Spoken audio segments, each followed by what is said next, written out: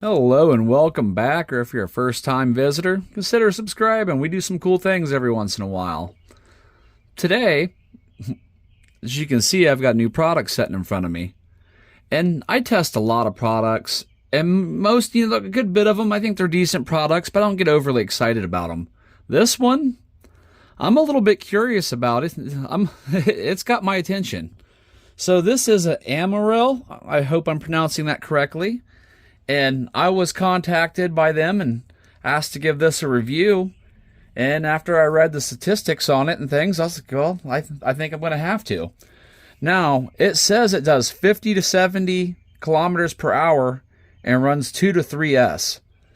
And to get what we would call a budget-friendly RC that runs 3S is kind of uncommon. That's something really, really nice to see.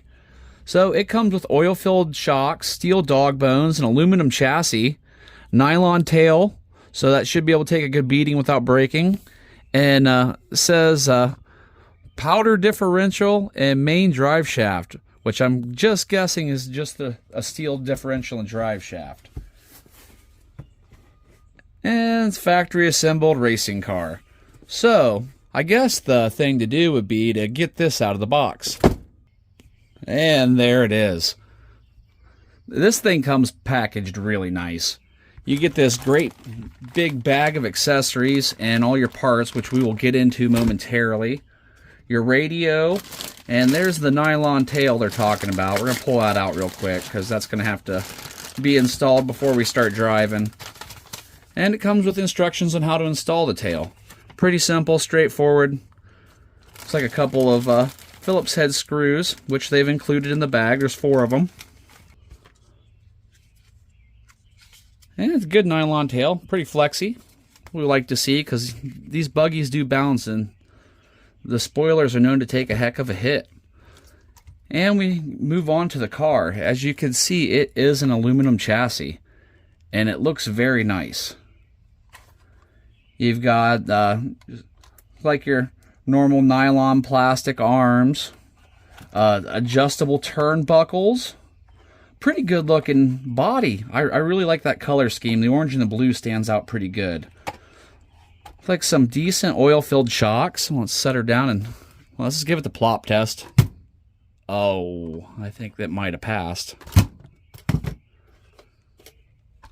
Yeah, from the side. Man, that thing just splats. I love it. Well, let's take that off and have a look. It looks like we also have aluminum shock towers. And look at that big old 550 motor. Aluminum heat sink. Well, that's a nice shiny silver can. It's like we have an aluminum motor mount plate. This would be our ESC receiver combo. And just on and off there. And it looks like it gives you optional spots for LED lights if you want to add those later. Oh, and we have a nice 3-wire servo. This can be changed out. And this is the nice 3-wire too. Not like some of the other ones I've seen that have a different plug. This is the plug you want. And like the servo saver is in the bell crank, I do believe. Yes, it is. And metal diff cups. This is looking to be pretty good. These tires are a medium to soft compound. So I bet they're going to hook up pretty decent on most surfaces. They stressed that they would really like to see a speed test out of this, and I'm happy to oblige. We're going to do it in 2 and 3S. You have a Dean's connector. We'll move that over to the side. And we'll get to the radio. Got your instructions for beginners, but you have your steering rate to adjust how far your wheels can turn, your steering trim, your throttle trim, and both of your reversing's. And here would be your power switch. As I said, these are kind of an odd-shaped radio, but they're surprisingly comfortable. I've got another one of these. Got a nice little foam grip on it, and just 3 1.5-volt AA batteries, and you'll be going. Oh, how about that accessory bag? So there it is, and you get quite a bit. Most times you'll come with, you'll get your little wrench and your keys and maybe some spare hexes and a shaft or two. But This has included a optional front bumper with a big foam pad for impacts. And I do believe that this is a great optional part. Buggies like this are known to hit the front wheel and split the front bulkheads or the arms. You also get a pretty decent little screwdriver, your normal wheel hex, and a spare set of body pins, always handy. And your battery. You get this nice 7.4 volt 1800 milliamp LiPo. Now, it does advertise 3S, but it comes with a 2S only. You're going to have to get the 3S on your own, but not a bad way to start off with that. Okay. And it also includes a spare set of these wheel washers they use on the outside, and a spare set of hexes, and a full set of wheel nuts. So they are really hooking you up with spare parts. And it looks like you have a set of front and rear A-arms, along with the pins and the nuts to install them. What they're pretty much saying is, if it breaks, they've got you covered, at least for a little while. And it looks like it gives you one of each style of the dog bones as well. And then you get your just basic USB charger. It just plugs into the balance port and plugs into whatever USB device you have. It will work off of just about anything. The one thing they did with this is when they included this screwdriver, they actually based the car around it.